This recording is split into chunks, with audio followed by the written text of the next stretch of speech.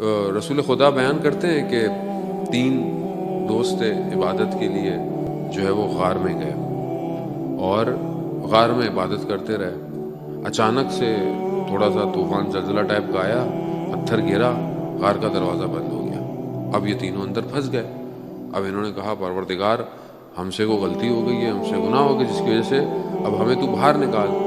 تو تینوں نے کہا کہ جو کام ہم نے اخلاص یعنی صرف اللہ کی خاطر کیا ہوگا ہم اس کو بیان کریں گے، اگر وہ اللہ کی خاطر ہوگا تو دروازہ کھل جائے، پتھر ہٹ جائے گا۔ تو پہلے نے شروع کیا، پہلے نے کہا کہ میں ایک خاتون، ایک لیڈیز مجھے اچھی لگی تو میں نے اپنی ساری جان دولت خرچ کر دی کہ میں اسے حاصل کروں، لیکن جب میں نے اسے حاصل کیا تو مجھے خدا کا خوف آیا۔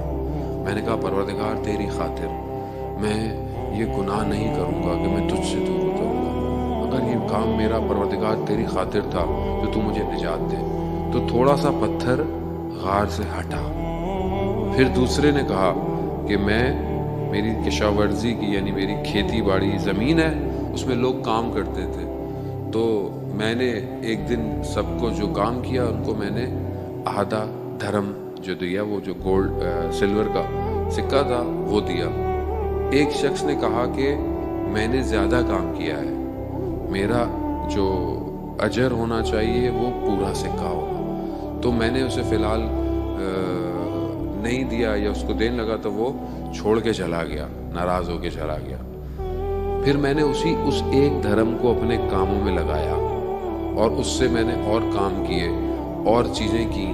ایک دن وہ شخص میرے پاس اپنا وہی سکہ واپس لینے آیا، تو میں نے جب حساب لگایا تو 18,000 دھرم بن چکے تھے اس ایک دھرم سے۔ میں نے سارے وہ 18,000 دھرم اس کو دیے۔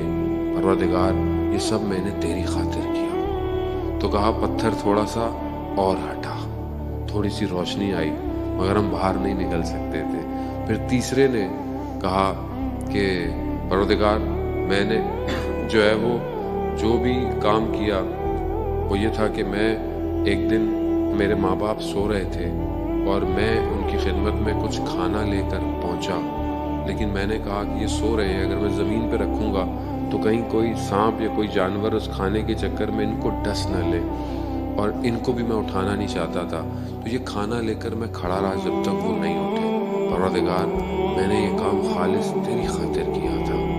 کہا کہ پتھر جو ہے وہ اپنی جگہ سے ہٹ گیا۔ رسول خدا فرماتے ہیں کہ یہ تینوں اپنے کردار کے سچے انسان